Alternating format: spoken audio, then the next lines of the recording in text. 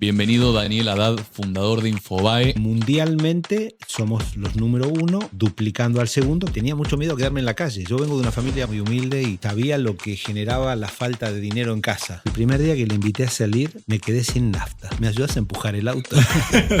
En el 98 me entregaron una FM, 14º en el ranking. En 6 meses llegamos al primer lugar. Me enteré que se vendía Canal 9. Cometí un enorme error que fue confiar en la palabra de un humano. Mi mujer siempre dice que ahí perdí la sonrisa. Debiendo 63 palos verdes no se puede sonreír. Si en ese momento me hubiese cruzado con el tipo que me vendió el canal, lo hubiesen noqueado en 32 segundos. Las redes sociales tienen mucho que ver en esa polarización. ¿Desde cuándo tenemos periodismo profesional? 150 años. Fueron 150 años donde te hablaban del cuarto poder. Google, Microsoft, son más grandes que un país. Viene un nuevo presidente y dice, yo no quiero que acá se use Starlink. Puede hacer. El satélite está dando vueltas por arriba. ¿Cuál fue tu primer encontronazo con el poder? Alguna amenaza de si te meten preso a vos y a tu mujer, ¿quién va a cuidar a tus chicos? ¿Cómo resolviste en ese momento tu salud mental? ¿Qué rol tienen los medios de comunicación? ¿Cómo está aplicando inteligencia artificial Infobae? La gente no quiere informarse, la gente quiere confirmación. ¿Qué hacen estas redes? Nunca te confrontan. Habías perdido la sonrisa con Canal 9, sentís que ahora la recuperaste, sos feliz. Hace 5 años tuve un infarto y tengo la angustia existencial de esto, no termino de comprender.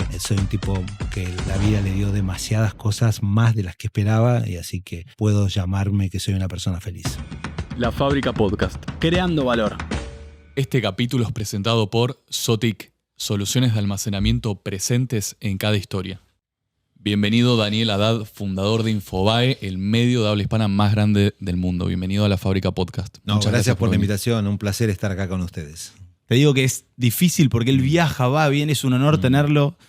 Para mí es un gran referente. De hecho, siempre menciono que cuando él vino a una charla con nosotros dijo que en el pasado había pocos emisores y muchos receptores y que esos receptores serían emisores y nos motivó como industriales a comunicar. Así que en gran parte La Fábrica Podcast es gracias a una idea que vos nos diste, un impulso que nos diste, así que queríamos agradecértelo. No, por favor, un placer. Me acuerdo siempre de esa reunión porque lo primero que noté fue un grupo con ganas de hacer cosas, de hacer cambios y de ser protagonistas, ¿no? Y eso no es común. Creo que tenemos una sociedad que muchas veces, no aspira mucho. Y noté en ustedes una vocación de las buenas, de vocación de poder interesante. Vos fuiste un joven con mucha vocación de cambio. ¿Cómo se da ese paso de redactor, de cronista, a fundador de un medio? Bueno, en mi caso creo que tuvo que ver con algo que a veces nos motiva para bien o para mal, que es el miedo. A mí me iba muy bien como empleado o como contratado cuando tenía mis programas de televisión o de radio, pero en diciembre tenía una angustia enorme de que no me renovasen el contrato. Estaba llegando a los 30 años y veía que nos iba bien. Yo hacía radio todas las mañanas y tenía un programa de televisión con Marcelo Longobardi que nos iba muy bien. Pero cada fin de año era terrible. Hasta que no firmaba el contrato pasaban días y días y días y tenía mucho miedo a quedarme en la calle. Yo vengo de una familia muy, muy simple, muy humilde y sabía lo que generaba la falta de dinero en casa. Entonces siempre soñaba con tener una familia y que a ninguno de mis hijos le pasase lo que me había pasado a mí. Y bueno, cuando tuve la oportunidad de empezar a producir mis propios programas, me sentí más dueño de eso. Y un día dije, además de producir mi programa, quiero empezar a ser dueño de un medio de comunicación. Y en los 90, creo que se vendieron casi todos los medios que estaban en manos del Estado, desde canales de televisión nacionales, provinciales, radios nacionales, radios provinciales. Y la última radio que quedaba, que prácticamente no la quería nadie, porque nadie quería una M, se privatizó y ahí empecé a ser mi propio dueño de alguna manera. Daniel, pero en ese entonces ser dueño de un canal de comunicación era mucho más complejo que ahora. Nosotros hoy hicimos un medio de comunicación con 3 micrófonos. Bueno, a ver, era más complejo en cuanto que necesitabas, además de lo económico, la licencia del Estado. Entonces vos podés hacer esto hoy y no le pedís permiso a nadie. No tenés que ir a una oficina pública que un burócrata te diga, usted puede transmitir, usted tiene una licencia, usted es licenciatario, palabra espantosa, no sé por qué el castellano a veces permite ese tipo de palabras, licenciatario, ¿no? Y yo era un licenciatario. Digo, tuve que pelear por una licencia, tuve que competir con otra persona que quería comprar esa radio. que quería hacer. La radio que yo hice fue Radio 10, mi primera radio. Y efectivamente las inversiones eran enormes, porque para transmitir en radio vos necesitas no solo estudios, sino necesitas planta transmisora, necesitas antenas, necesitas un campo, un terreno, algo así. Y lo mismo me pasó, siempre cuando recuerdo las diferencias entre cómo se transmitía antes y cómo se transmite hoy, siempre recuerdo el comienzo de C5N. Yo para montar C5N, que fue en el año 2007, a dólares de ese momento gasté $12.650.000. Esa fue la inversión. Que ¿cuándo la voy a recuperar, no? Eso traído a hoy debe empezar con 12 el número, me imagino deben ser 20 y pico de millones de dólares. Y era un canal de noticias 24 horas, muy bien equipado, con mucha más tecnología que los que en ese momento competían con nosotros.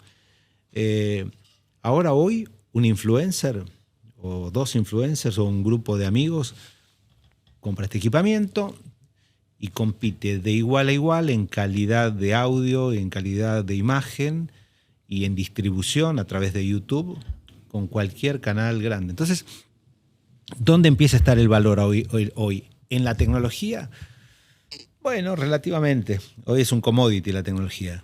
El talento es lo que marca la diferencia. ¿Cómo hiciste? Porque me estás hablando de millones de dólares, pero ¿cómo llegaste a tu primer $1.000.000?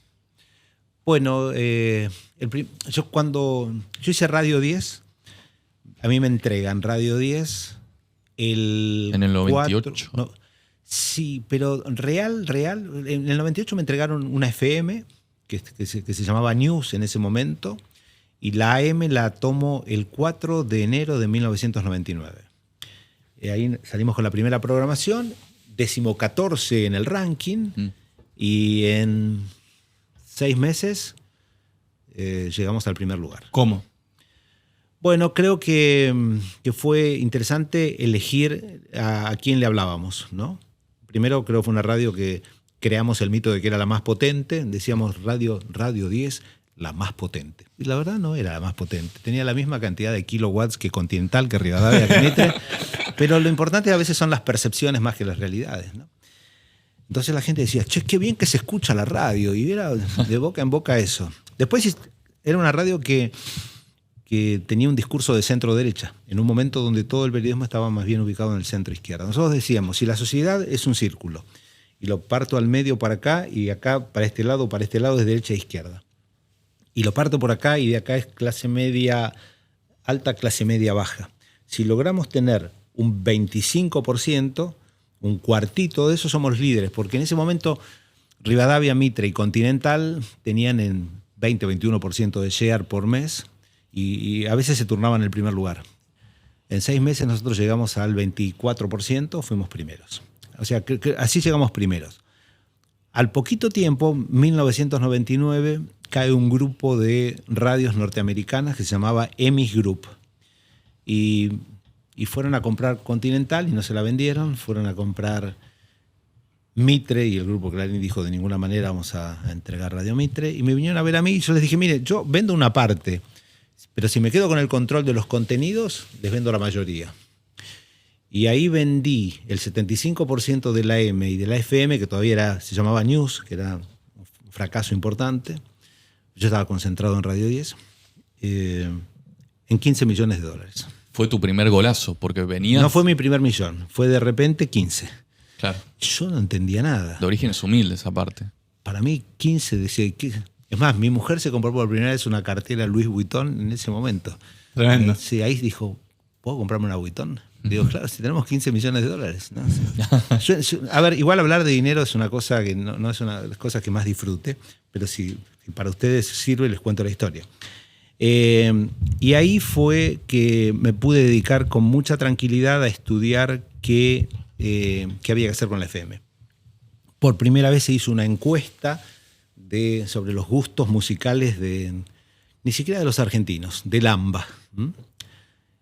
Contraté un equipo americano que usó obviamente entrevistadores argentinos, donde se le preguntaba a toda la población de entre 18 y 55 años, que era lo que buscábamos, qué música quería escuchar. Entonces poníamos pop latino, pop en inglés, rock pesado, y una de las categorías era rock nacional. Y a todo esto me había pasado un día que Nito Mestre había llegado a la radio a decirme que nadie le pasaba su música.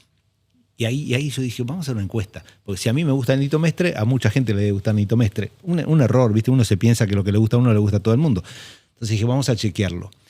Y la encuesta dio que el 65% de los consultados quería escuchar rock nacional. Y seguía el pop latino con 30%. Preparamos los 400 temas, hicimos un testeo grande de música con gente de 18 a 55 años y cuáles eran los 400 temas de rock nacional que la gente quería escuchar. Salimos al aire un día y a los 90 días éramos primeros. Y entonces los americanos estaban felices, dijeron, este tipo lo queremos con nosotros, ¿no?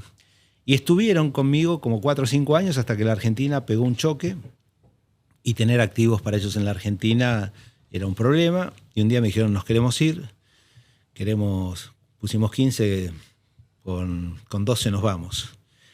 Y salió el fenicio de adentro mío, que dije, en 4 estamos. Quiero decir que cuando arrancamos la charla me dijo, tengo X minutos, le tuve que pedir 10 entre armenios y fenicios. Yo quería hacer un paréntesis ahí. Pará. ¿Y cómo termina eso? En 5.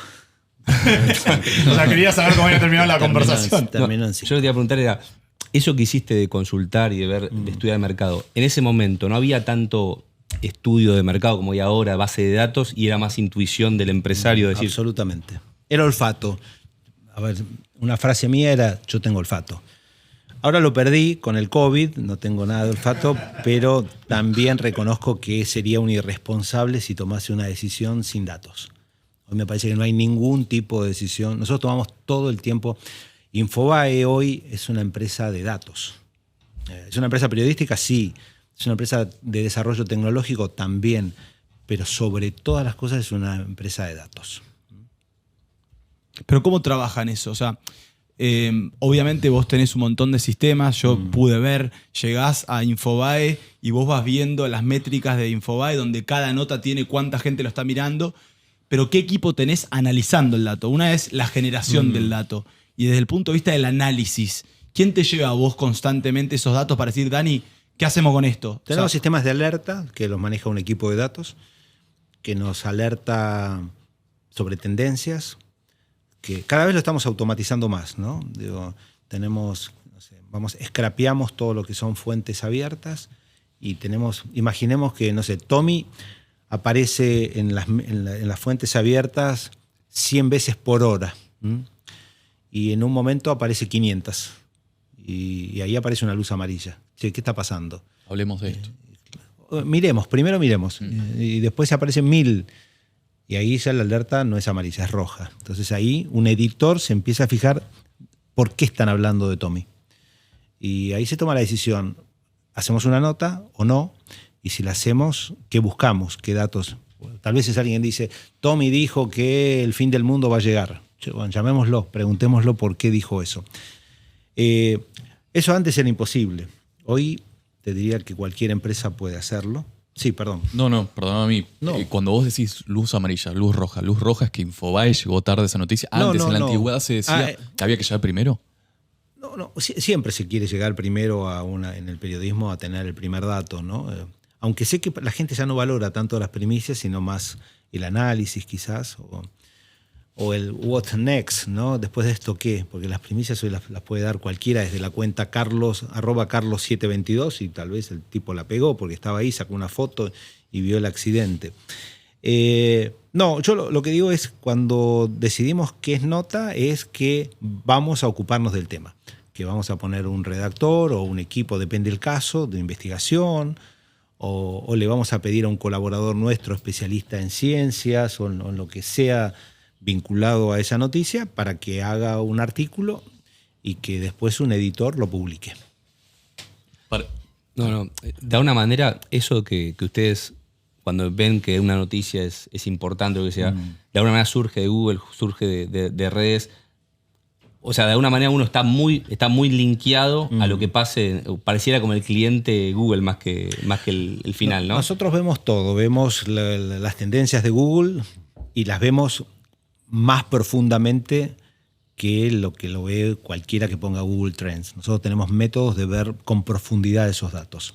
Pero también vemos las tendencias de lo que se está hablando en Facebook, estamos viendo cuáles son las fotos más vistas en Instagram, estamos viendo qué pasa en TikTok, estamos viendo qué, no sé, en Twitter obviamente. Vemos todo, tenemos un equipo que está todo el tiempo monitoreando todo. Y lo que la inteligencia artificial nos está permitiendo es que el sistema vaya, busque, encuentre y traiga. Pero obviamente siempre la responsabilidad final está en un humano. Ya vamos a volver a eso y a la actualidad de Infobae y la inteligencia artificial. Quiero hacer un recap a la historia. Vos, digamos, la rompiste, te compraron, después pusiste el rock nacional, fuiste primero nuevamente y después, como un buen fenicio, terminaste adquiriendo nuevamente tu compañía por 5 millones de dólares. ¿Cómo continúa esa historia, tu historia? Bueno, después me pasaron dos cosas. Un día me enteré que se vendía Canal 9 y que prácticamente lo vendían por la deuda. Y ahí creo que cometí un enorme error, que fue confiar en la palabra de un humano, que es una cosa que no se las recomiendo. Una persona que espero no cruzármela más en la vida, me dirigía en ese momento Telefe y me dijo... A ver, les cuento rápidamente. Un día me entero que un banco tenía mandato de venta para Canal 9, que era del mismo dueño que Telefe. Había una persona, Telefónica de España tenía 2 canales en la Argentina, Telefe y Canal 9. Todo lo bueno lo mandaba a Telefe y las pérdidas se las mandaba a Canal 9. Yo compré ese canal, entonces cuando pregunté, se compraba libro cerrado, tranquera cerrada, cosa que es una irresponsabilidad, que tenía menos de 40 años. Para una pregunta, Sí. ¿algo comprar cerrado quiere decir? Que no tenés tiempo, tenés 15 días para hacer una oferta. En 15 días mirá lo que puedas, pero en 15 días para hacer un buen due diligence no te alcanza. En esos 15 días yo dije, tengo que confiar en estos tipos. Entonces hablé con esta persona de Telefe, me dijo, quédate tranquilo, la deuda no pasa a los 15 palos. Dije, 15 me suena familiar, lindo número, qué sé yo. Vamos. Eso te hizo, perdóname, eso hizo que vos confíes, hizo porque tienes una amistad o la reputación de la persona, ¿se entiende? Y era una persona, me parece que era destacada en el mercado argentino, ¿no? Y además me hablaba en nombre de un señor que se llamaba Ayerta, que era el número 1 de Telefónica del mundo, a quien llamé por teléfono antes de vender. Le dije, bueno, nos llegamos a un acuerdo, sí. Le dije, fulano me dijo tal número, sí. No sé, ese sí no sé qué significaba, pero yo lo tomé como que sí era el número. Y bueno, y un día entré a Canal 9. Era un canal que estaba totalmente parado. Tenía 500 empleados, que yo me había comprometido a mantener la fuente de trabajo para los 500. Cuando entré, vi que estaban todos en un gran pasillo. Canal 9 tenía como un ala, era enorme, era un terreno más grande de Buenos Aires. Lo había construido Romay. Y dije, che, qué atenta la gente que está en el pasillo esperándome. Entonces pregunté, ¿esto es usual?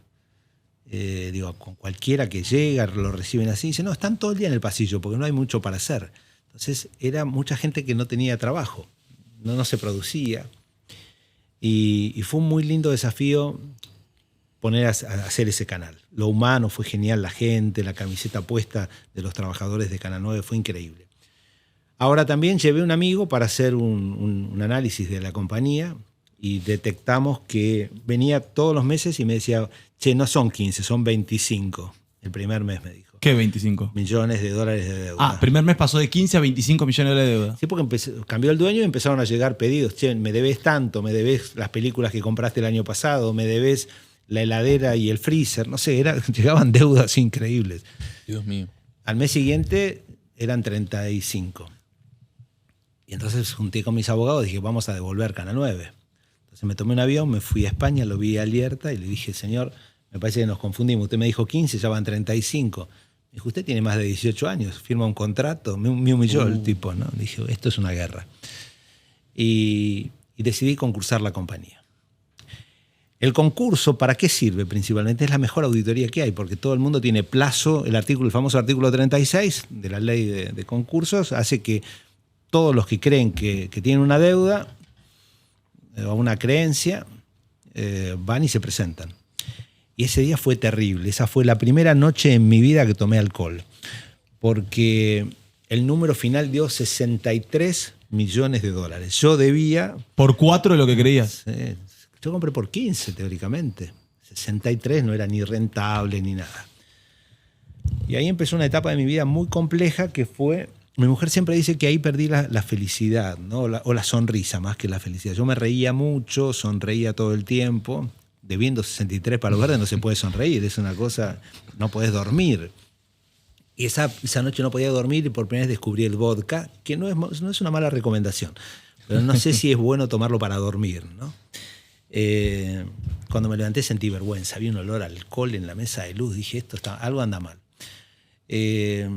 Bueno, y nos dedicamos a pelear el concurso, a ver que las deudas... Pero me quiero meter antes del concurso en el sentimiento, que es un poco a veces lo que nos gusta hablar. Nosotros somos todos industriales y acá pasamos por momentos mejores, peores. Obviamente la Argentina es cíclica y de eso no te tengo que explicar absolutamente nada, pero sí me gustaría que nos cuentes a nosotros, que a veces también vivimos esos momentos de angustia, tensión, preocupación y estrés, ¿cómo resolviste en ese momento tu salud mental? O sea, más allá de lo que viene después, porque no es un tema menor, a veces no se habla de salud mental, pero creo que es un tema central. No. Y muchas veces veo muchos industriales, empresarios, emprendedores preocupados, angustiados, estresados. ¿Qué se hace en un momento así?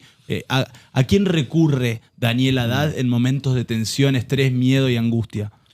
Bueno, a ver, creo que diferenciaría en dos. Capítulo interno, mi psicóloga. En ese momento tenía un odio, quería, si me cruzaba, yo boxeé muchos años, obviamente trato de no pelearme más en la vida con nadie, pero si en ese momento me hubiese cruzado con el tipo que me vendió el canal, lo hubiese noqueado en 32 segundos, o antes me parece.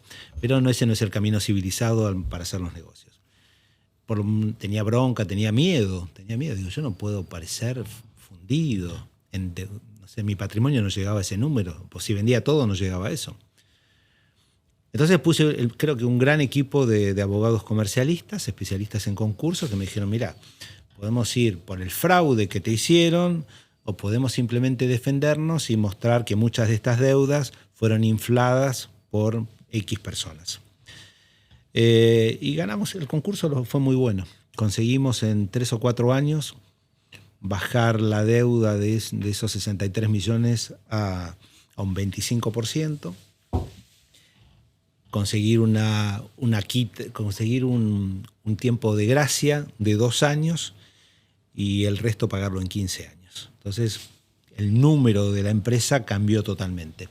Cuando el número cambió y yo ya tenía el canal funcionando, ya había traído a Marcelo Tinelli, éramos dueños del Prime Time, Canal 9... Los canales en ese momento, la televisión abría a las 12 del mediodía, nosotros habíamos empezado a abrir a las 7 de la mañana, había comprado un helicóptero para el noticiero cuando nunca había un helicóptero en la Argentina. La cámara valía más que el helicóptero, era maravilloso, teníamos una cámara estabilizada. Cuando tuve todo eso y el canal era bárbaro, me pregunté, Daniel, ¿disfrutás esto? No. ¿Cómo no?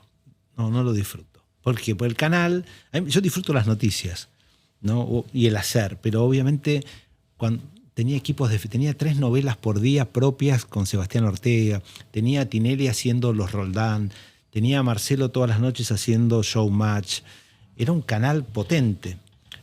Yo me aburría. Porque a mí me gustan las noticias, yo ponía noticiero a la mañana, al mediodía, a la tarde, a la noche. Dije, ¿cuánto vale esto? X, vamos a venderlo. Entonces apareció un novio, que era un señor mexicano.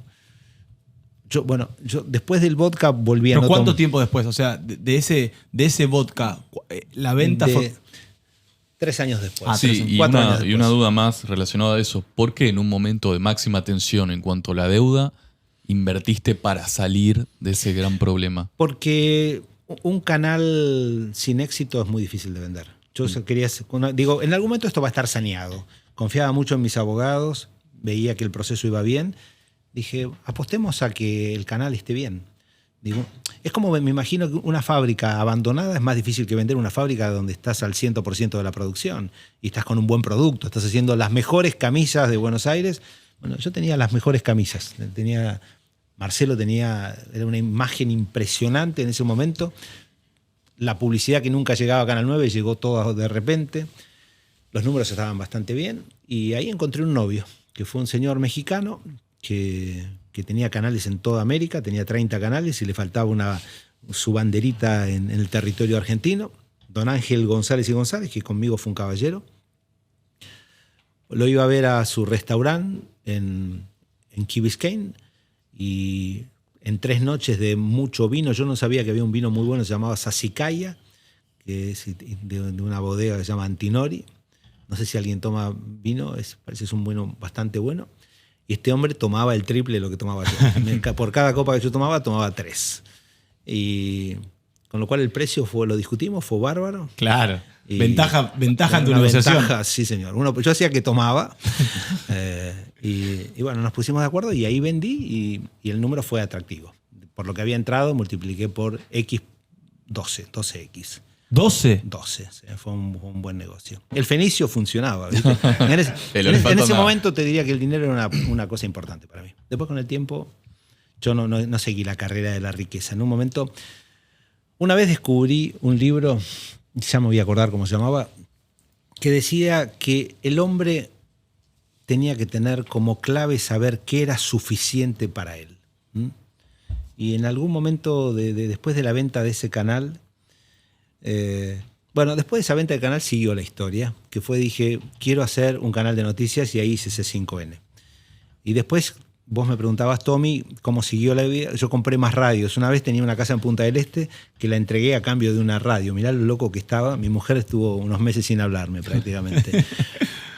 Yo quería tener más radios, entonces y las fui poniendo todas en buen lugar. Un día hice Pop de nada. Pop nació, 101.5 de cero.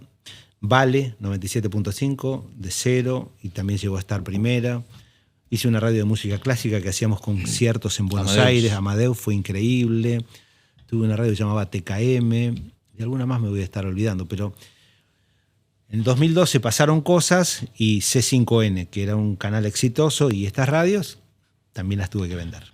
Entonces ahí te voy a preguntar, Sí, indefectiblemente, porque ya me hablaste del camino de la riqueza, que en un momento te dejó de interesar. Sí. Pero la posta de llegar a un lugar fue el poder. ¿Cuál fue tu primer encontronazo con el poder? Bueno, no sé cuál fue el primero. El más fuerte fue en el 2012, ¿no? Que en el pasaron cosas. Pasaron cosas que ya son conocidas. Tuvimos algunos problemitas, algunas antenas que se caían. Cosas que pasaban, algunas investigaciones de la DGI que no encontraban nada, pero no importa, igual te hacían alguna denuncia penal económica, alguna amenaza pero si te meten preso a vos y a tu mujer, ¿quién va a cuidar a tus chicos? Ese tipo de cosas. Te jugaron fuerte. Fue fuerte, pero ya está. Y uno pasó y el rencor no es una buena compañía. Y ahí fue una operación importante y creo que fue la última gran operación que hice y me dediqué, al principio no sabía bien qué hacer. Yo tenía Infobae, pero no le daba mucha importancia. Vos ya tenías en ese momento. Infobae yo lo fundé en el 2002, pero era el nene último que tenés en la familia que decís, llora y por algo llorará, ya se va a arreglar. ¿Viste? Era así, no lo atendía. Daniel, a mí Sí. quiero volver, no por las cosas que pasaron que son de público conocimiento, pero ¿qué aprendizaje te dejó todo eso? Digamos, si tuviese que sacar una conclusión de... Bueno, primero que todo pasa, ¿no? Que uno cuando está en el medio de una tormenta cree que se acaba el mundo y que están todos los espíritus en contra de uno, ¿no? Todo pasa. Segundo, Decía Don Julio, ¿no? Don Julio decía eso. Sí, en realidad Don Julio lo había tomado. ¿De yo dónde? creo que es la historia de... Un Tano, me parece. No, de un emperador romano que tenía siempre un colaborador que cuando él llegaba de las batallas y la gente lo aclamaba, lo tocaba y le decía, todo pasa. Esto también, ¿no? Los aplausos. O sea, pasa lo bueno y también pasa lo malo, ¿no? El famoso esto también va a pasar. Segundo, que no hay que tomar decisiones en base al miedo, porque el miedo es una cosa normal, todos tenemos miedo. pero no es bueno tomar decisiones condicionados por el miedo, ¿no?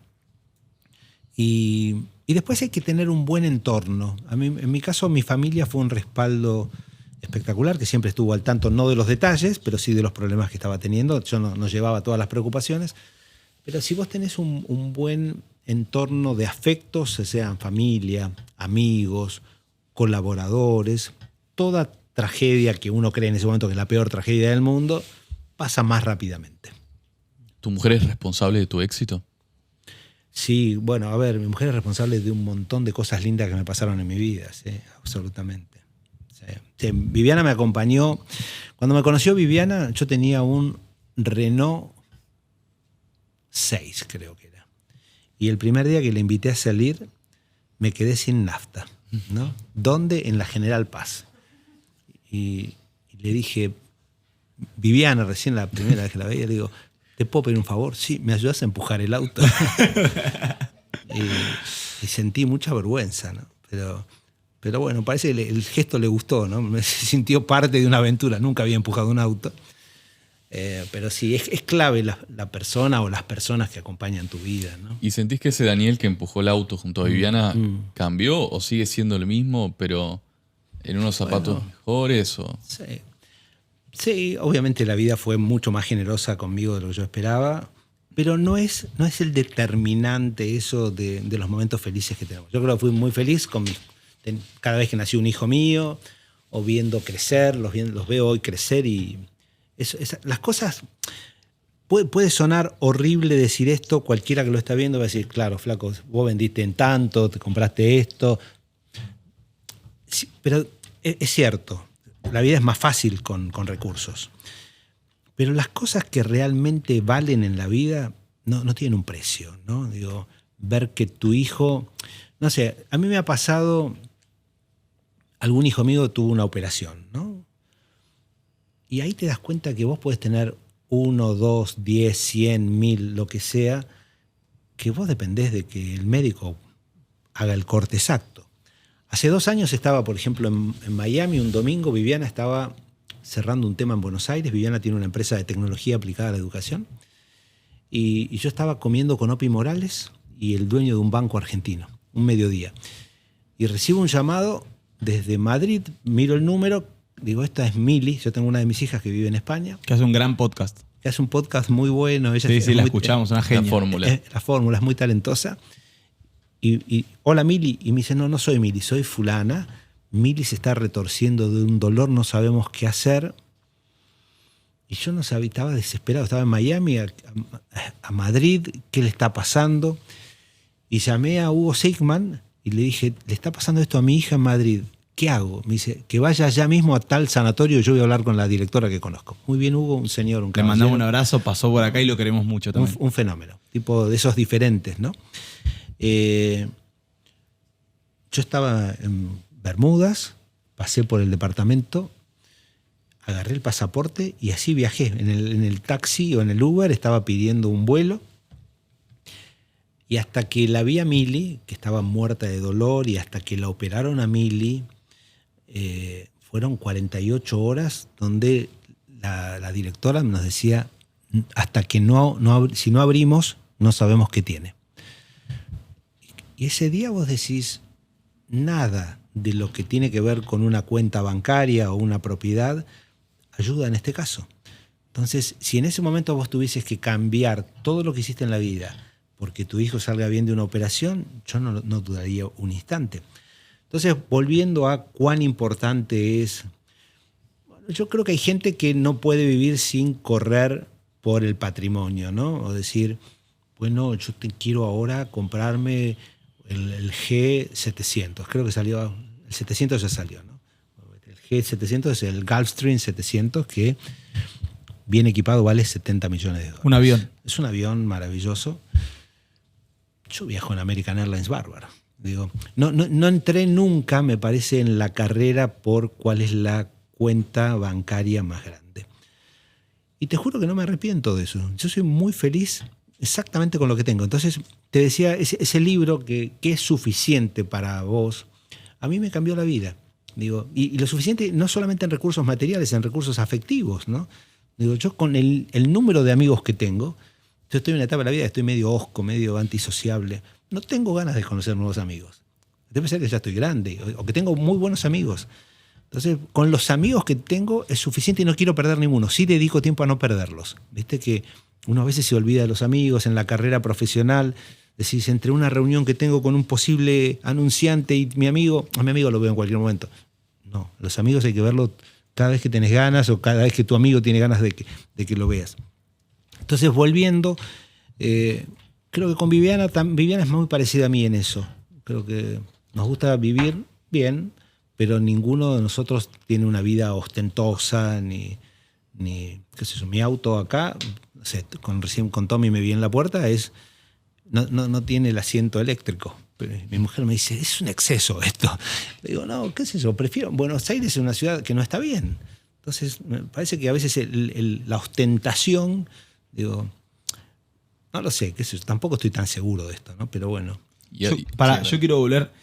Vos describiste al hijo menor, Infobae, sí. y terminaste, vendiendo en 2002, te forzaron a vender, etc.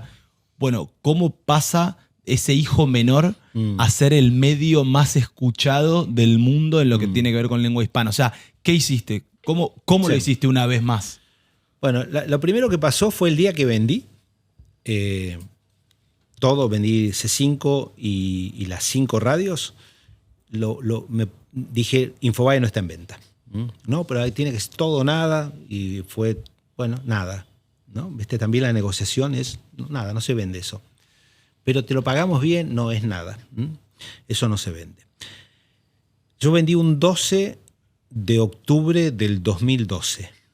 El 13, yo vivo frente al hipódromo. El 13 me levanté como si nada hubiese ocurrido, agarré el auto y yo todas las mañanas siempre doblaba por Libertador a la derecha, le apuntaba al monumento a los españoles o de los españoles. Y esa mañana cuando doblé dije, ¿a dónde voy? No me había dado cuenta de que no tenía más oficina, que ya había vendido todo. Eso me pasó varias veces, lo tuve que analizar mucho. De repente estaba viendo el canal que era mío y veía mal un graph abajo, una falta de ortografía, y llamaba y decía, yo soy de llamar, che, boludo, no puedes poner esto con una C va con S. Y decía, ¿a quién llamas? ¿Estás loco? Vendiste. ¿Viste? Lo primero es la etapa, creo que Freud explica, claro, que en el duelo la primera etapa es la negación, ¿no? Y yo negaba que había vendido.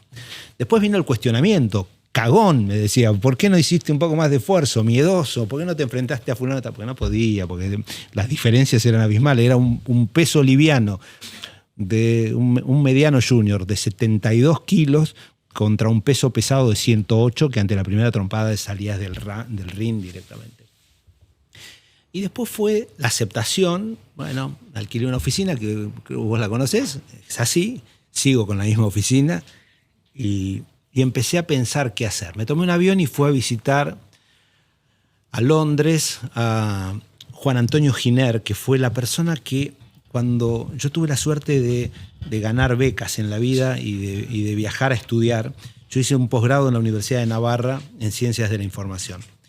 Y quien me dirigió la tesis fue Juan Antonio Giner. Entonces, para mí es una persona de esos un gurú, ¿no? Tipo un consultor de medios. Le conté mi situación y me dijo, Daniel, tú tienes que dedicarte a Infobae y fichar, ¿viste? Español, para hablar en la Argentina nadie usa fichar, es contratar. Muy futbolero. Muy futbolero. Me tienes que fichar a las mejores plumas de Argentina. Y empecé a renovar primero Infobae Argentina. Y al año, cuando vi que ya estaba creciendo, dije, este modelo de negocio tiene que ser expandible. Cometí el error de hacer primero algo en Miami, hice Infobae en Miami. Miami no tuvimos éxito, fue un fracaso interesante y lo estudié bastante porque la gente no leía Infobae en Miami. Creo que es porque no lee, la gente se lee muy poco en Miami, ¿viste? Siempre hay que echarle el público no entendió cómo son estas camisas. Yo hice buenas camisas y la gente no las compra es porque el público está mal, ¿no?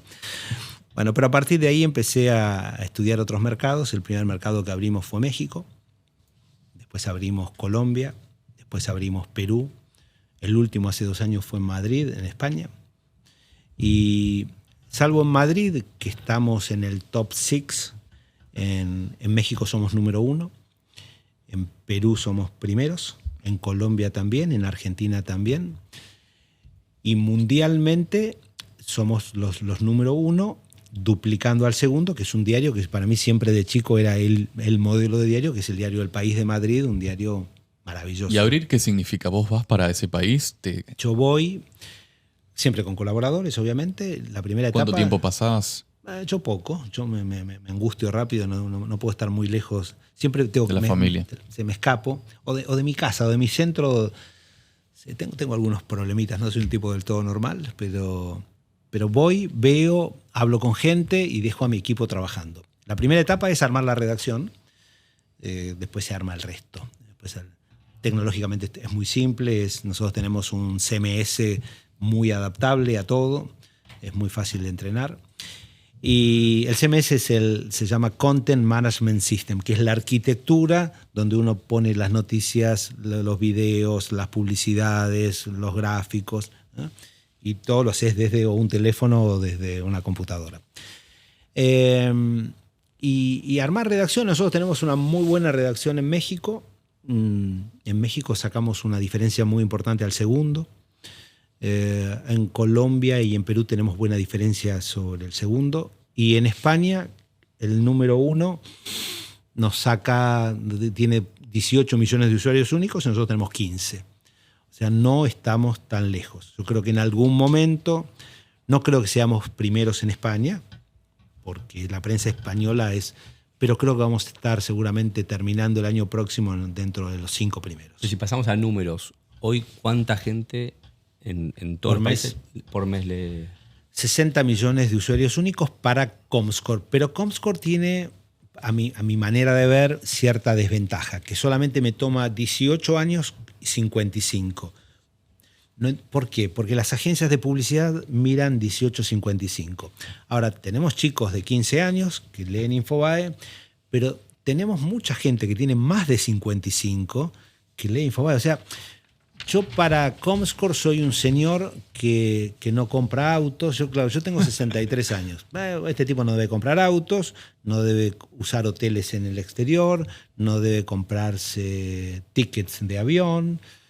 Es un concepto extraño, ¿no? Hemos endiosado, y cada vez que pasa el tiempo le tengo más bronca ese endiosamiento a la juventud. Esto de ser joven, que es una te digo lo más lindo de nuestra irresponsabilidad. Métrica. Nosotros, cuando vos mirás la métrica de la fábrica, nos miran hasta personas de 85 años. Magnífico. Y eso nos enorgullece porque es muy transversal. Es muy bueno. Ahora, si lo tuvieses que comer, vos no estás pensando tu medio de manera comercial. Ahora, si lo pensases de una manera pura y exclusivamente comercial, eso te juega en contra. Si te ve alguien de 80, no se lo cuentes a nadie eso, ¿no? Es eso que quede entre nosotros. Pero en esa línea, ¿sabes qué me pasó hace un tiempito? Que vi una historia, de casualidad la vi, de un bicicletero que subió una foto mirando nuestro programa, ¿viste? Wow. Si vos pudieras hablarle a él, ¿qué consejo en educación le darías? ¿Qué es las cosas que él tendría que estar aprendiendo hoy para que pueda progresar? Bueno, a ver, un bicicletero. Al tipo común, ¿viste? Sí, yo creo que Argentina tiene un problema serio que no hay educación financiera, ¿no? Es muy poca la gente que tiene educación financiera. Y eso es un problema, porque sin llegar a endiosar el dinero, es muy difícil hacer cosas en la vida sin dinero. Entonces hay que entender ciertas reglas básicas o ciertos cálculos básicos que hay que hacer para montar una empresa, un negocio o lo que sea. No importa la escala. No importa la escala. Digo, vos tenés que entender cuando te muestran una planilla de datos de qué se trata. Porque si no, no tenés nunca el control real de la compañía. Después lo que sí creo es que cada vez hay que tener más habilidades en materia, no sé, de software, ¿no? Yo creo que... sé que cuanto más grande sos, más dificultades tenés. Pero también lo que te demuestran hoy las nuevas tecnologías es que son mucho más flexibles y fáciles de aprender. No sé, mi suegra tiene 92 años y descubrió, creo que por sus hijos, ChatGPT. Entonces, ¿para qué lo usa ella? Ella le dice, le enseñaron a tocar el botón del micrófono y ni siquiera escribe, habla. Él dice, doctorcito, acá me llegó el examen de colesterol. Tengo 122 el bueno y 47 el malo. ¿Me puede decir usted qué es? Y Cipiti le contesta. Entonces ella llama a todos sus hijos y dice, estoy fenómena, me dijo el doctorcito. ¿Qué te quiero decir con esto? Que las nuevas tecnologías son bastante amigables, están diseñadas para que la usen mucha gente, son masivas. Vos antes, hace 30 años, alguien te decía, ¿qué estudia tu hijo? Computación. ¿Cómo estudiar computación? Claro, ¿viste? Y por suerte ya no hay que estudiar para programar. Hoy digo, para hacer codeo, no hace falta usar solamente ChatGPT, pero en Gemini podés codear niveles básicos muy bien. Entonces, ¿qué le recomendaría al bicicletero? Que se meta en todo esto, que le pierda el miedo, que independientemente de que su arte sea hacer las mejores bicicletas, que sepa ciertos conocimientos básicos de finanzas, ciertos conocimientos básicos de marketing, entender cómo tiene que ser la logística, la distribución, la venta. Son conocimientos... Y en esa línea decís que ChatGPT y todo lo que se está viniendo no va en contra del desarrollo del intelecto humano. Vos nos habías contado hace 7 años atrás que el promedio de lectura de una noticia era de más o menos 8 segundos. Que hoy tengamos todo al alcance de nuestra mano, ¿no va en contra de nosotros mismos? Bueno, a ver, yo creo que contra la realidad no se puede competir, ¿no? A mí, si vos me preguntás qué me preocupan de las tecnologías nuevas, son las adicciones que generan. O sea, que todos en la mesa acá tenemos un teléfono arriba de la mesa. Y ya deben estar medios aburridos de lo que yo les estoy diciendo y alguno de ustedes va a estar tentado en cualquier momento a mirar. Pedo, me quedo hasta mañana. No, pero vos sos un diplomático y por eso vas a llegar a presidente. Pero el común de los humanos hoy no resiste estar sin mirar el teléfono. Digo, a mí me encanta cuando me invitan a veces a dar una charla y hablo de esto y estoy hablando de esto y hay alguien que está con el teléfono. Y digo, ahí me divierte. Digo, a ver si podemos iluminar. Gracias por ser mi ejemplo, porque no pudiste resistir la tentación de estar... Y se pone todo colorada seguramente la persona. El tema de las adicciones es un tema serio. Hay un libro... Pero si nos pasa a nosotros y con el tema de chicos no es es terrible. Grave. Bueno, hay un libro de un profesor de NYU que se llama La generación adicta. Si no me equivoco, creo que el profesor se llama Jonathan Haidt, algo así. Me puedo equivocar, pero es así.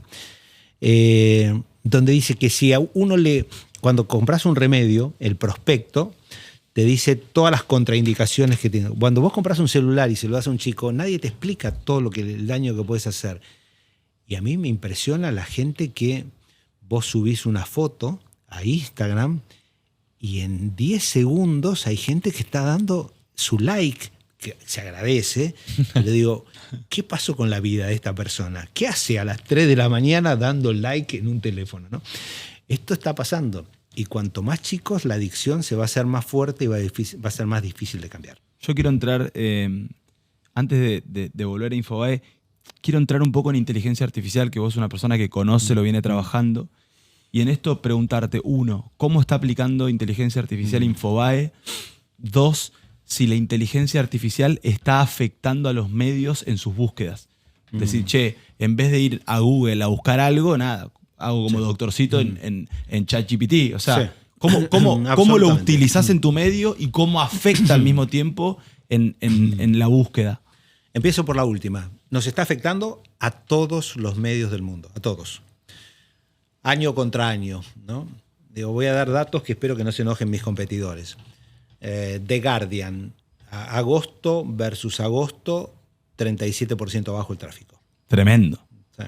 New York Times, 18% abajo. Washington Post, 20% abajo. El País de Madrid, 30% abajo. Infobae, 21% abajo. Son números donde el agujero, no sé si el agujero, pero bueno, nosotros somos una empresa sana, ganamos dinero, este año vamos a ganar menos dinero. ¿Vamos a ganar? Sí, pero menos dinero. A muchos medios los está golpeando de una manera terrible. Eso es lo mismo que, por ejemplo, un industrial le caiga 30% la demanda. O sea, en la monetización debe ser... Por supuesto. Igual, obviamente, nosotros nunca tuvimos todo el inventario vendido, con lo cual la afectación no es tal así, pero obviamente el clima que se está viviendo es de mucha preocupación en todos los medios de comunicación. Los medios de comunicación tenemos problemas más serios que esos. Los nuevos medios han entendido, cuando digo nuevos medios estoy hablando de los gigantes, que son empresas de un nivel que en el mundo textil no existe esa simetría. ¿Como cuál, por ejemplo? Vamos ¿qué a poner medios? Google, Meta, OpenAI, Microsoft. Son gigantes que entendieron, como le pasa a la nueva... Donald Trump no inventó nada cuando dijo yo me comunico directamente con la gente. ¿Y los medios? Trump, la primera elección la gana con el 90% en su contra. Y en la segunda elección, 95% de los medios en su contra. Censurado también. Y censurado por muchos medios. Igual gana. ¿Por qué? Porque tiene la tecnología que le permite, no sé, vos con YouTube no necesitas, salteás al mundo, con Twitter salteás al mundo, con Meta salteás al mundo, y si Google no te trata mal, salteás a cualquier medio. Entonces, Trump y Twitter opinan lo mismo, que G42 o @G42 y el New York Times, en definitiva son dos circulitos que uno tiene 150.000 seguidores y el otro tiene 10 millones de seguidores. Pero también puede haber un influencer que sin ser el New York Times tenga 72 millones de personas que lo siguen, un futbolista. Entonces, para esas empresas, Cristiano Ronaldo es más importante que el New York Times. Y eso el periodismo profesional es una cosa relativamente nueva en la historia de la humanidad. En el Imperio Romano no había el boletín de Roma contándole a la gente por dónde iba Julio César. No pasaba. ¿Desde cuándo tenemos periodismo profesional? 150 años. Con mucho poder. Fueron 150 años donde te hablaban del cuarto poder. El poder ejecutivo, el poder legislativo, el poder judicial y los medios de comunicación. Hoy, señores, ni por ahí es eso. Ahora, hoy te digo que es el poder legislativo, el poder judicial, el poder... ¿Cuál me estoy olvidando? El orden, yo cambio los Ejecutivo, órdenes. judicial, legislativo. Y acá arriba viene Google, Microsoft. Arriba. Son más grandes que un país. Y no es una crítica, es solamente una descripción. Son mucho más grandes que un país. Y lo notamos, no sé, Ucrania, guerra, invasión rusa. Microsoft fue una empresa que ayudó al gobierno ucraniano a sacar todo. Los rusos iban a bombardear los data centers y se caía el gobierno, no había gobierno. ¿Qué hizo Microsoft en una decisión geopolítica tomada por ellos o por el país donde ellos tienen su centralidad? Fue y les ofreció la nube. Entonces, inmediatamente, cuando veían venir el avance, toda la información gubernamental terminó en la nube en una semana. Una cosa impresionante. Creo que fue el operativo de guerra más atractivo y menos estudiado y menos difundido que hay. No sabía ese. Sabía el de Starlink. Sabía que también Elon... Starlink. Starlink tiene más poder que un Estado. ¿Cómo le pones freno a una empresa como Starlink? No sé, vos sos Brasil. ¿Por qué tanto poder? Porque la tecnología no está controlada por el Estado. Imaginemos imaginemos Latinoamérica, no sé, Uruguay, ¿no? Un gran país que quiero, adoro. Imaginemos mañana viene un nuevo presidente y dice, yo no quiero que acá se use Starlink. ¿Qué puede hacer Uruguay? Si el satélite está dando vueltas por arriba, Uruguay no puede bajar un satélite. Puede bloquearlo. ¿Qué puede hacer? Uruguay como ejemplo, ¿no?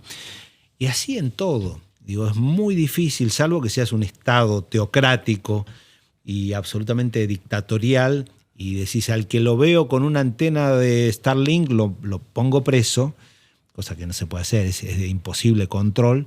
Hoy muchas de estas empresas son más importantes, más fuertes, más grandes o más ricas que un Estado. Y tienen responsabilidad, hoy estamos viendo un mundo hiperpolarizado. ¿Estas empresas tienen responsabilidad? ¿Qué rol tienen los medios de comunicación? Bueno, yo te diría que las sociedades están muy polarizadas y las redes sociales tienen mucho que ver en esa polarización.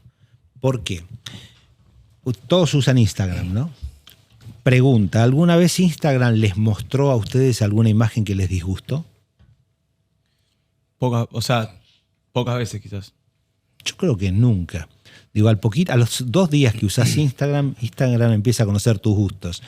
A la semana te conoce a la perfección. Si vos mirás rubias de ojos azules y lanchas de competición y hoteles en la Costa Azul, lo más probable es que solamente te muestre hoteles de ese nivel. Nosotros 4 casados, nuestra Lupita muy sana. Bueno, eso porque saben cómo funciona el algoritmo. Solo por eso. Alguno de ustedes debe tener abajo del asiento otro teléfono donde mira otro tipo de cosas. Pero, digo, lo mismo que pasa con Instagram pasa con Twitter. Entonces, si Twitter detecta que vos sos un tipo que te gusta los sindicatos, los controles del Estado, los gobiernos fuertes, y muy probablemente te va a recomendar, no sé, posts de tipos que políticamente piensan eso. No te va a poner un libertario, no te va a disgustar tu vista. Le importa 3 pitos lo que pensás. Lo que quiere es tenerte cada vez más tiempo retenido. Y a la inversa, si este sigue a Venegas Lynch, a Lilian Lemoine, ¿se llama? Sí. Lilian Lemoine, pensadores, estoy hablando de pensadores contemporáneos. Bueno, ¿qué más? Bueno, no creo que te ponga nada del Partido Obrero. Eso hace que tengas menos vocación al consenso, menos vocación a tolerancia hacia el otro, digamos. Y ahí quiero sumar a lo que dice eso Pedro. pasa, y pasa otra cosa. Marty Baron fue el mejor editor de diarios que tuvo Estados Unidos hasta el año pasado, que se retiró como editor del Washington Post. Él fue primero, yo lo conocí en los 90 cuando editaba el Miami Herald, después se fue al Boston Globe e hizo la investigación de la pedofilia de la Iglesia Católica, o de algunos miembros de la Iglesia Católica en Boston. Hay una película. Hay una película que se llama Spotlight, que es espectacular. Y después se fue al Washington Post cuando lo compró Jeff Bezos. Cuando se retiró hicimos una comida para despedirlo y la pregunta fue, Martín, ¿por qué te retiras? Dijo, bueno, porque otra vez otro gobierno de Trump, ya estoy cansado, tengo 67 años, creo que me merezco el retiro, voy a escribir libros. Y además porque la gente, y esto es lo terrible, me dijo, la gente no quiere informarse. La gente no quiere información. ¿Cómo, Martín? No, la gente quiere confirmación. Entonces, hay una tendencia buscar, o sea, ¿qué hacen estas redes? Nunca te confrontan. Si vos pensás, no sé, como Venegas Lynch, lo más probable es que te mande, no sé, economistas liberales que refuercen lo que dice Venegas Lynch. Y vos tomás tu teléfono y decís, tengo razón, no solo Claro. Venegas Lynch y yo pensamos esto. Hay otros más que piensan lo mismo. Del otro lado lo mismo. Y lo que genera esto es sociedades cada vez más divididas. ¿Cómo se va a arreglar? No lo sé, porque ¿quién tiene poder para decirle a Twitter, no me uses este tipo de algoritmos? A mí me pasa, cuando en Google busco, en Miami, a veces queremos a la noche pedir comida, ya se dieron cuenta qué pido yo. Y entonces lo que me aparece es lugares de sushi, ponerle, ¿no? Nunca me aparecen lugares de pastas, nunca pido a domicilio pasta. Y eso pasa en todo, ¿no? ¿Cómo se combate eso? No lo sé. Yo estaba caminando una vez y nos encontramos, no sé si te acordás. Me dijiste, estás leyendo eso, vas por el buen camino. Y era el ingeniero del caos. Y un poco, digamos, eso describe justamente lo que decís, de que el algoritmo hace que vos le puedas decir a cada uno lo que quiere escuchar, Sí. confirmar, y que eso aleja cualquier posibilidad de consenso. En ese sentido, y hablando de los algoritmos, los medios de comunicación, ¿cómo están modificando su comportamiento a la hora de comunicar las noticias? Porque vos también tenés no sé cómo se llama, una página principal donde quizás la nota para Valentino no es la que Tommy quiere leer. Yo O sea, podría hacer un diario para Tommy y un diario para Valentino. Puedo hacer un diario, un Infobae K y un Infobae liberal. ¿Y va hacia eso? No, nadie lo está haciendo, pero nosotros hoy tenemos la tecnología para hacerlo. O sea, yo tengo, cuando te digo que Infobae es una empresa de datos, es que yo no sé cómo se llama, ni quiero saber cómo se llama mi lector, pero sé que hay una IP determinada, que es la 10.132.26.1, que está todas las mañanas desde Posadas y al 1400, prende un Samsung X25 a las 7 de la mañana y ve noticias vinculadas con Boca. Ayer vio 3 notas de Russo, ve cosas vinculadas a Javier Milei, sigue el dólar y cada tanto lee cosas de Trump o del ejército de Israel. Punto. Yo podría hacerle la home a su medida. Alguien que mira desde el punto de vista financiero y económico dice, flaco, ¿y no lo estás haciendo? No, porque creo que ahí estaría perdiendo. Yo sigo creyendo, soy medio romántico, soy un decimonónico, que la prensa tiene una responsabilidad. Y alguien me podrá decir, flaco, ustedes están fuera de la cancha, ¿no se dieron cuenta? No sé, yo creo que ni estamos fuera de la cancha y no somos tampoco lo que éramos. Ahora, hacer esto sería transformarme en otra cosa que un medio. No sé si sí, en otra cosa, pero no sería un medio de comunicación. Entonces nosotros creemos todavía en la diversidad, en que si alguien dice que este agua está bien, pero hay una denuncia que dice que el agua está mal, también ponerla. Tampoco es la locura de que por cada tipo que dice que el sol sale por el este voy a salir a buscar uno que diga que el sol sale por el oeste, porque ya sería un exceso. Pero no caemos en una prensa, no sé, bifronte, maniquea, no quiero eso. Entonces creo que nosotros tenemos una responsabilidad social y creo que con errores, a veces, con aciertos otras veces, pero tratamos de cumplirla. Yo te voy a decir eso, es muy difícil hacer una línea editorial tomando en cuenta que de acuerdo al algoritmo, cada uno consume lo que quiere, está personalizado lo que consume. Es decir, ¿cómo haces para mantenerte? No existe la objetividad, pero no sé si una subjetividad no tan extrema, no sé cómo definirlo. No, está claro. Yo creo que lo primero es darle valor a los hechos. Digo, si esto se cayó, yo no puedo decir, la foto muestra una botella parada. Digo, hay hechos. Después vienen las opiniones, ¿no? En el periodismo existe una vieja frase que es que los hechos son sagrados. Y después las opiniones, en todo caso, son debatibles, discutibles. Y tratamos de hacerlo y tratamos de que nadie esté vedado. Viste que, no sé, la prensa partidaria siempre entrevista a la misma gente, a los de este lado. Y la prensa partidaria de este lado entrevista siempre a los de este lado. No hay voz. Infobae, creo que, y me parece que es la clave que está funcionando, trata de no caer en eso. Entonces, en Infobae vas a ver a los dos. Tal vez vos me decís, no, pero este tuvo el 55% y este el 45%. Y pasó, tal vez este es más pícaro al momento de venderte una historia y este es más lento al momento de venderte una buena historia. Pero si no, lo vamos a buscar igual. Pero es un equilibrio delicado. Ahí yo tengo, más que nada quiero pedirte Estamos un en consejo. tiempo también. Así como, sí, últimos 5. Así como el armenio le va sacando el Fenicio minutos porque El Fenicio viene perdiendo. Vos hace muchos años nos recomendaste algo y nosotros seguimos tus consejos. De hecho, como arranqué, esto es parte... ¿Y dio algo de resultado? Sí, mucho. Y quiero agradecerte... Porque estamos ofreciendo servicios a todos los que nos ven, podemos consultarlo. Y no solo quiero agradecerte por esa charla, sino que hace poco hicimos un evento del movimiento industrial, viniste específicamente de Estados Unidos y siempre estás para nosotros.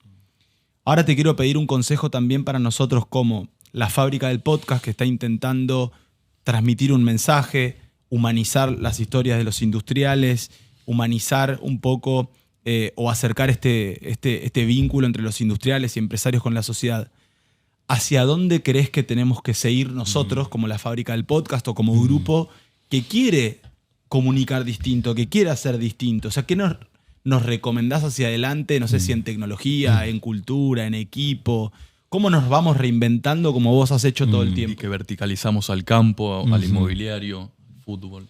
Bueno, yo creo que, te lo dije el otro día y lo repito, yo creo que ustedes son un grupo con una vocación de poder muy grande. Y eso es sano, eso es buenísimo.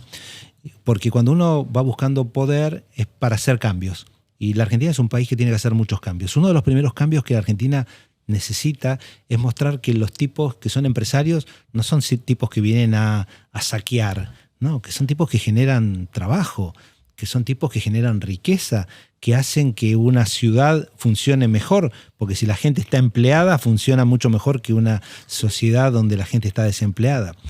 Entonces, la palabra que vos, yo no sé si es humanizar, porque obviamente doy por descontado que cada empresario es un humano, es un tipo que tiene amores, odio, familia, hijos, amantes, no sé lo que es un humano, virtudes y defectos. Pero que son tipos que no... A ver, durante muchos años los empresarios cultivaron el perfil bajo. ¿Por qué? No, esto no es para mí, yo no tengo que mostrar. Yo creo que ustedes tienen que poner la luz donde están los empresarios y que la gente vea que son tipos que se levantan a las 5 de la mañana los del campo, que los otros pueden levantarse a las 8 de la mañana, pero no durmieron porque tenían que cubrir el descubierto, mostrar las preocupaciones, los temores, las angustias que tienen, qué les da alegría, si les da alegría cuando la cuenta corriente pasó por acá o cuando sacaron un nuevo producto que le compite de igual a igual a un producto que se vende del otro lado de la cordillera, por ejemplo. Y después creo que ustedes tienen que romper mitos. O sea, durante muchos años se ha metido en la cabeza de la gente, no, la Argentina no puede ser competitiva. Bueno, es cierto, no es competitiva con este sistema impositivo.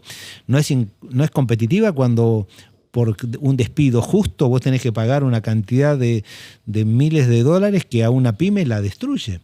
Digo, hay gente que no es emprendedora porque le conoce un amigo que un día puso un localcito y los 4 juicios que le hicieron lo quebró. Entonces, me parece que hay que poner la lupa también en todo eso. ¿Y ustedes qué ventaja tienen? Una, ya son un medio.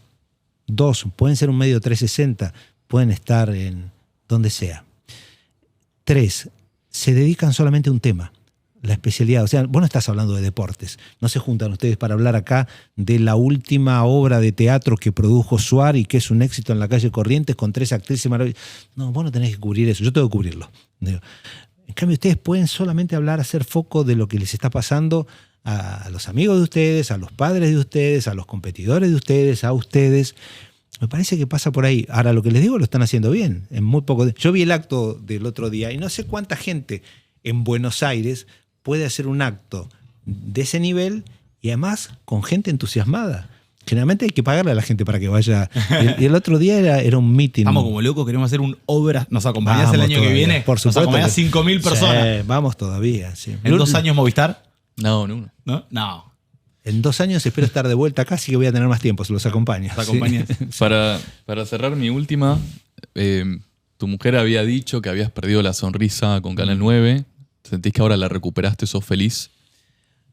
A ver, tengo mucho para ser feliz. Tengo un problema que es que descubrí que soy finito, que yo no tenía agendado morirme y hace 5 años tuve un infarto y ahí dije, tengo que... Esto que yo no lo haya agendado no significa que no vaya a pasar. Entonces tengo la angustia existencial de esto, no termino de comprender, sacando esas disquisiciones que uno puede hacer cuando tiene las necesidades básicas satisfechas. Soy un tipo que la vida le dio demasiadas cosas, más de las que esperaba, y así que puedo llamarme que soy una persona feliz. Antes de terminar de aplaudir, déjame agradecerle a nuestro equipo que vino hoy tempranito, Tommy Cislián, productor, Milton, Agus, Mati, Isa. Por culpa mía, no les pido mil disculpas. El gran equipo que tenemos acá, que la verdad cuando dijimos viene Daniel Haddad, dijeron el día que sea, a la hora que sea. Tenemos un gran equipo y Va a llegar el presidente. Me encanta. Un regalito, Dani, para vos. Para Grimoldi, amigos de la casa. Muchas gracias. Espero que te gusten sus productos. Un aplauso enorme para Daniel Haddad.